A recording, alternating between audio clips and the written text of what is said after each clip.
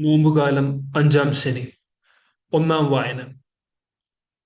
പൗലോസ് ശ്ലീഹ കോരിന്തോസിലെ സഭയ്ക്ക് എഴുതിയ ഒന്നാം ലേഖനം, 2-ാം അധ്യായം 1 മുതൽ 8 വരെയുള്ള വാക്യങ്ങൾ.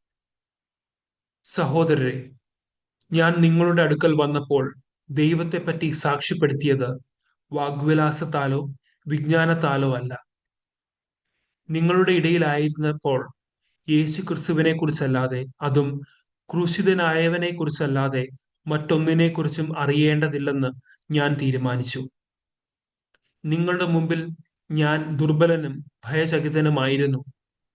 എന്റെ വചനവും പ്രസംഗവും വിജ്ഞാനം കൊണ്ട് വശീകരിക്കുന്നതായിരുന്നില്ല, പ്രത്യുത ആത്മാവിന്റെയും ശക്തിയുടെയും വെളിപ്പെടുത്തലായിരുന്നു. നിങ്ങളുടെ വിശ്വാസത്തിന്റെ അടിസ്ഥാനം മാനുഷിക വിജ്ഞാനമാകാതെ ദൈവശക്തിയാകാനായിരുന്നു അത്. എന്നാൽ പക്വമതികളോട് ഞങ്ങൾ വിജ്ഞാനം പ്രസംഗിക്കുന്നു, എന്നാൽ ലൗകിക വിജ്ഞാനമല്ല, ഈ ലോകത്തിന്റെ നാശോന്മുഖരായ അധികാരികളുടെ വിജ്ഞാനവുമല്ല. രഹസ്യവും നിഗൂഢവുമായ ദൈവിക ജ്ഞാനമാണ് ഞങ്ങൾ പ്രസംഗിക്കുന്നത്. അത് നമ്മുടെ മഹത്വത്തിനായി യുഗങ്ങൾക്ക് മുമ്പ് തന്നെ ദൈവം നിശ്ചയിച്ചിട്ടുള്ളതുമാണ്. ഈ ലോകത്തിന്റെ അധികാരികളിൽ ആർക്കും അത് ഗ്രഹിക്കാൻ സാധിച്ചിരുന്നെങ്കിൽ മഹത്വത്തിന്റെ കർത്താവിനെ അവർ കുരിശിൽ തറയ്ക്കുമായിരുന്നില്ല. സുവിശേഷ വായന. വിശുദ്ധ മത്തായി എഴുതിയ സുവിശേഷം 17-ാം അധ്യായം 1 മുതൽ 9 വരെയുള്ള വാക്യങ്ങൾ. യേശു 6 ദിവസം കഴിഞ്ഞ് പത്രോസ്, യാക്കോബ്, അവന്റെ സഹോദരൻ യോഹന്നാൻ എന്നിവരെ മാത്രം കൂട്ടിക്കൊണ്ട് ഒരു ഉയർന്ന മലയിലേക്ക് പോയി. അവർ അവരുടെ മുമ്പിൽ വച്ച് രൂപാന്തരപ്പെട്ടു. അവന്റെ മുഖം സൂര്യനെ പോലെ വെട്ടിത്തിളങ്ങി.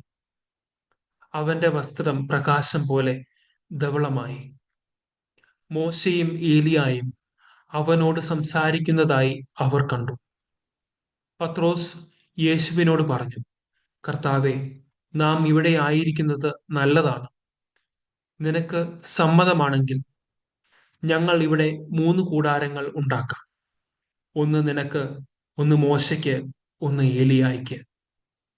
അവർ സംസാരിച്ചു കൊണ്ടിരിക്കുമ്പോൾ ശോഭയേറിയ ഒരു മേഘം വന്ന് അവരെ ആവരണം ചെയ്തു.